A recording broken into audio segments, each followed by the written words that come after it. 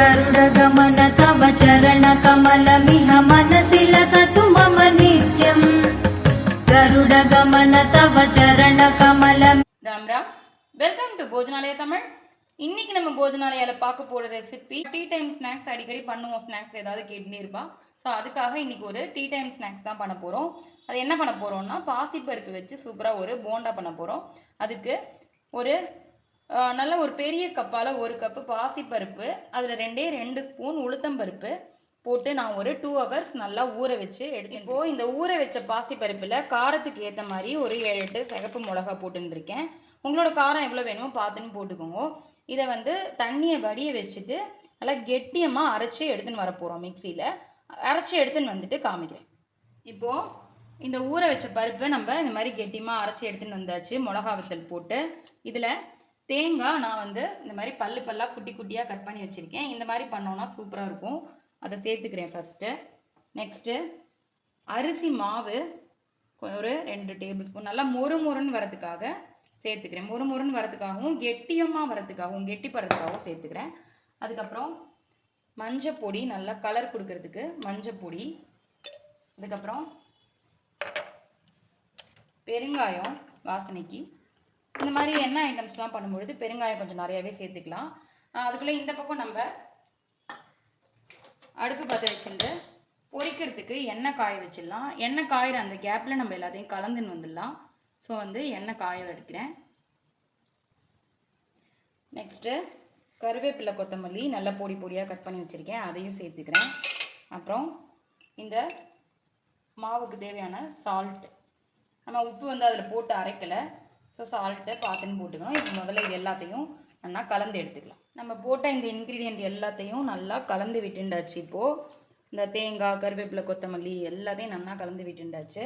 இப்போ தண்ணியில் கையை நினச்சின்ட்டு எண்ணெய் சூடாயிட்டான்னு பார்த்துக்கலாம். கொஞ்சமாக போட்டு பார்க்குறேன். சூடாயிடுத்து. இப்போது இதை அப்படியே போண்டாவாக நம்ம உருட்டி போட போகிறோம்.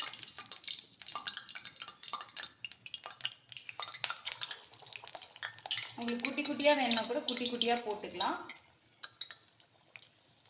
நான் இந்த சைஸில் போடுறேன்.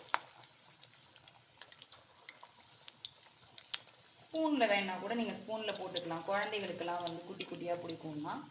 நான் இதை போண்டா மாதிரி போடுறதுனால கொஞ்சம் பெரிய சைஸ்லேயே போடுறேன். ஸோ எண்ணெயை சிம்மில் வச்சுட்டு அப்படியே போட்டு நல்லா வெந்ததுக்கு அப்புறமா திருப்பணும். இப்போ திருப்பினோன்னா வெந்திருக்காது. ஸோ வந்து சிம்மில் வச்சுட்டோன்னா தான் உள்ளேயும் நல்லா வேகும். ஸோ அழகாக இந்த மாதிரி உருட்டி போட்டுக்க வேண்டியதான். வேகட்டும். வெந்ததுக்கப்புறமா நான் இதை திருப்பிக்கணும். இது நல்லா ஒரு பக்கம் வெந்திருக்கு.